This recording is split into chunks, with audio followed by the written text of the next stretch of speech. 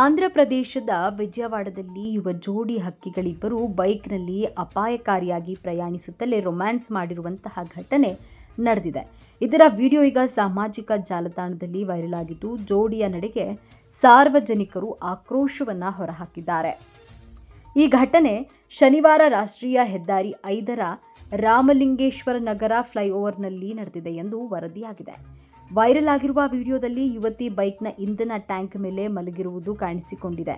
ಮಾತ್ರವಲ್ಲದೆ ಮದ್ಯದ ಅಮಲಿನಲ್ಲಿದ್ದ ವ್ಯಕ್ತಿ ಅಜಾಗರೂಕತೆಯಿಂದ ಬೈಕ್ ಅನ್ನು ಓಡಿಸುತ್ತಿರುವುದು ಕಾಣಿಸಿಕೊಂಡಿದೆ. ಈ ವಿಡಿಯೋವನ್ನು ಅದೇ ರಸ್ತೆಯಲ್ಲಿ ಪ್ರಯಾಣಿಸುತ್ತಿದ್ದ ಇತರರು ಸೆರೆ ಹಿಡಿದಿದ್ದು ಸಾಮಾಜಿಕ ಜಾಲತಾಣದಲ್ಲಿ ಹರಿಬಿಟ್ಟಿದ್ದಾರೆ.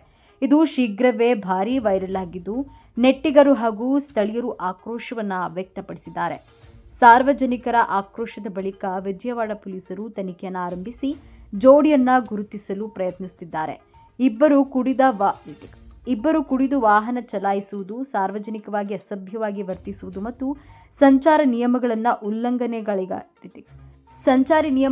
ಉಲ್ಲಂಘನೆ ಮಾಡಿರುವುದರಿಂದ ಕಾನೂನು ಕ್ರಮ ಎದುರಿಸಬೇಕಾಗುತ್ತದೆ ಎಂದು ಅಧಿಕಾರಿಗಳು ತಿಳಿಸಿದ್ದಾರೆ. ಒಟ್ಟಿನಲ್ಲಿ ಈ ವಿಡಿಯೋ ಈಗ ಎಲ್ಲೆಡೆ ವೈರಲ್ ಆಗಿದ್ದು, ಸಾಮಾಜಿಕ ಜಾಲತಾಣದಲ್ಲಿ ಈ ವಿಡಿಯೋಗೆ ನಾನಾ ಬಗೆಯ ಕಾಮೆಂಟ್ಗಳನ್ನು ಮಾಡಲಾಗ್ತಾ ಇದೆ. ಜೊತೆಗೆ ಸಾರ್ವಜನಿಕರು ಸಾಕಷ್ಟು ಆಕ್ರೋಶವನ್ನು ವ್ಯಕ್ತಪಡಿಸಿದ್ದಾರೆ. ಅಂದರೆ ಮೈ ಮೇಲೆ ಪರಿಜ್ಞಾನವಿಲ್ಲದೆ ಆ ಜೋಡಿ ವರ್ತಿಸ್ತಾ ಇರುವಂಥದ್ದು. ಅಂದರೆ ಮದ್ಯದ ಅಮಲಿನಲ್ಲಿ ಬೈಕ್ನಲ್ಲಿ ಅಸಭ್ಯವಾಗಿ ವರ್ತಿಸಿದ್ದಾರೆ. ಜೊತೆಗೆ ಮದ್ಯ ಸೇವನೆ ಮಾಡಿರುವುದು ಕೂಡ ಬಹಳಷ್ಟು ಒಂದು ಅಕ್ರಮ ಚಟುವಟಿಕೆ ಆಗಿರುವಂಥದ್ದು. ಅಂದರೆ ಒಂದು ಬೈಕ್ ಓಡಿಸ್ಬೇಕಾದ್ರೆ ಮದ್ಯ ಸೇವನೆ ಮಾಡಬಾರ್ದು ಅನ್ನುವಂಥದ್ದು ಟ್ರಾಫಿಕ್ ರೂಲ್ಸ್ ಇರುವಂಥದ್ದು.